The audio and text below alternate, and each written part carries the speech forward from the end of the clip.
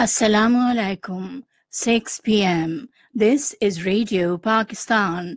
The news read by Farzana Khan. First, the headlines.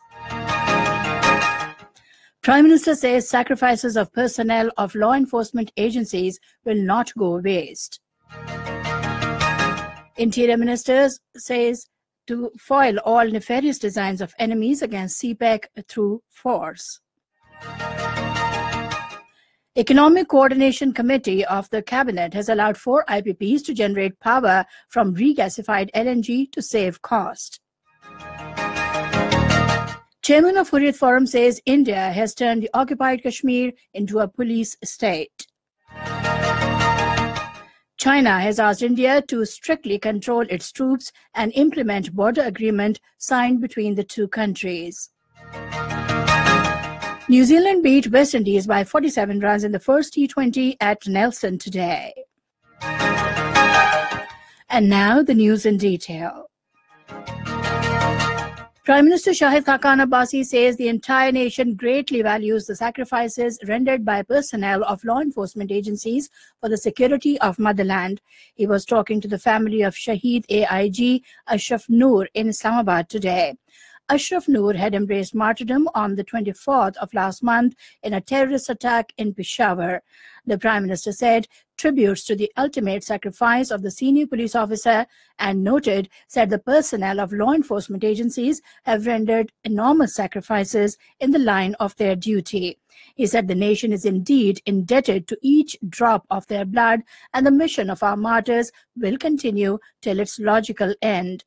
Addressing the concluding ceremony of 2nd Interprovincial Quaid-e-Azam Games in Islamabad, Shahid Khaqan Abbasi said the whole nation and security forces have rendered great sacrifices for maintaining peace in the country.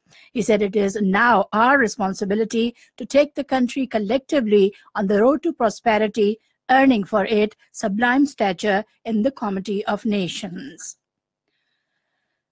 Interior Minister Ehsan Iqbal says the government is committed to promote women education so that they could take part in progress and prosperity of the country.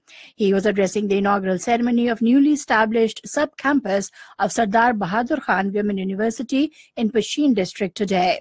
He said the government is utilizing huge amount of over 21 billion rupees on the promotion of education in Balochistan. Referring to the CPEC, Ehsan Iqbal said that actually it's a national project and all provinces of the country would equally benefit from the project. He said some anti-state elements and enemies of Pakistan are misleading the nation about the CPEC. However, he categorically made it clear the government would complete the project. Earlier, during visit to Bethel Methodist Memorial Church in Quetta, Ehsan Iqbal said the terrorists want to sabotage the CPEC mega project through terrorist activities in the country, but their designs will be foiled at all costs. Ehsan Iqbal said the terrorists have attacked worship places and hospitals, targeting innocent civilians in the country. Talking to media on this occasion, Interior Minister Ehsan Iqbal said that it is our responsibility to maintain law and order in the country. He said that terrorists have no religion, rather they are enemies of humanity. He said that the terrorists have been defeated and a handful of them would also be wiped out soon. Economic Coordination Committee has authorized Central Power Purchasing Agency (CPPA) to sign an interim agreement on revised payment terms for generation of regasified LNG by 4 IPPs. The PCC meeting, chaired by Prime Minister Shahid Khaqan Abbasi, was held in Islamabad.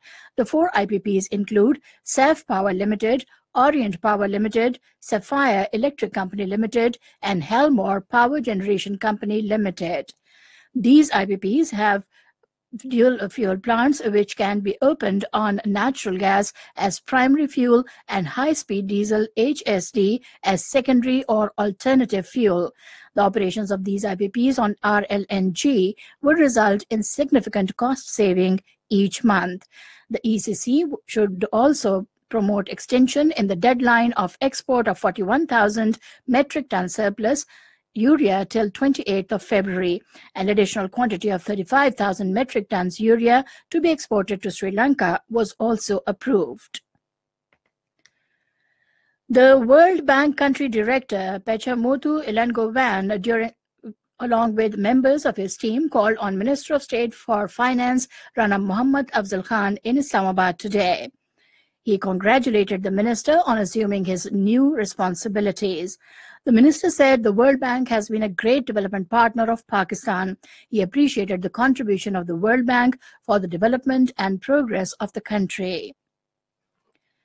Minister of State for Information and Broadcasting Maryam Aurangzeb has appealed to political parties and leaders to come forward to support the children of Pakistan's sweet homes. She stated this while inaugurating a mosque and a pharmacy at Pakistan Sweet Home in Islamabad. She said the Ministry of Information would extend all possible cooperation for the provision of more facilities to these children. This is Radio Pakistan giving you the news. AGK Prime Minister Raja Farooq Haider Khan has said that all facilities are being offered to investors in the state for investment in hydropower, tourism and mineral sectors. Talking to Minister for Saffron Abdul Qadir Baloch in Islamabad today, he said all resources are being utilized for the progress and development of Azad Kashmir. In occupied Kashmir, the chairman of Hurriyat Forum, Mirwais Umar Farooq, has said that India has turned Jammu and Kashmir into a police state where people are undergoing severe hardships. Addressing a public gathering at Jamia Masjid in Srinagar today, he deplored that the puppet administration is unleashing more and more repression on both the Kashmiri people and leadership to intimidate them into submission. Meanwhile, Hurriyat leaders Saeed Ali Gilani, Mirwais Umar Farooq, and the High Court Bar Association of the territory, in their separate statements in Srinagar, have strongly condemned the social media gag on employees by the puppet authorities. China has asked India to strictly control its troops and implement border agreement signed between the two countries in August this year. Defense spokesman Ren Gongjiang said in Beijing that Chinese military has resolutely safeguarded country's sovereignty and security interests. He said that Chinese military has played its due role in the handling of the hotspot issues, including confrontation in the Doklam area. Turkish President Recep Tayyip Erdogan and Pope Francis have underlined the significance of mutual efforts to protect status quo of occupied Jerusalem. In a telephonic conversation today, they also hailed last week's UN resolution rejecting the US recognition of occupied Jerusalem as Israel's capital. Turkey and Russia have signed a financing agreement worth $2.5 billion regarding the supply of S-400 surface-to-air missiles to Ankara. According to Turkish media, the loan deal for 4 S-400 surface-to-air missiles batteries was signed in Ankara today. In Egypt, 10 people were killed in a shootout outside a Coptic church in the south of Cairo today. According to Egypt's health ministry, attack took place when a gunman on a motorcycle opened fire outside the church. One gunman was also shot dead, while the other assailant fled the scene. In the United States, 12 people were killed and several injured after a fire broke out in an apartment in New York. And now cricket. New Zealand beat West Indies by 47 runs in the first T20 at Nelson today. Chasing a target of 188, the West Indies managed to score 140 runs in 19 overs. New Zealand leads the three-match series 1-0.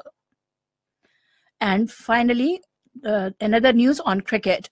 The second one-day international match between Pakistan under-19 and Australia at Melbourne ended with no result due to rain today.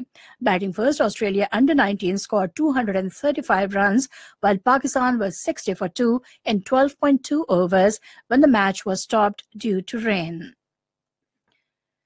Weather. Mainly cold and dry weather is expected in most parts of the country during the next 12 hours. However, dense foggy conditions are likely to prevail over plain areas of Punjab and Upper Sindh during night and morning hours. To end the news, the main points once again. Prime Minister says sacrifices of personnel of law enforcement agencies will not go waste. Interior Minister vows to foil all nefarious designs of enemies against CPEC through force. Economic Coordination Committee has allowed 4 IPPs to generate power from regasified LNG to save cost. Chairman of Hurriyat Forum says India has turned the occupied Kashmir into a police state. China has asked India to strictly control its troops and implement border agreement signed between the two countries.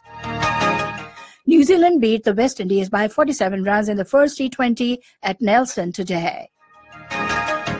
And that is the end of the news. For more news and analyses, log on to our website, radio.gov.pk, and also watch live video streaming of our bulletins on the link facebook.com/Radio Pakistan News Official.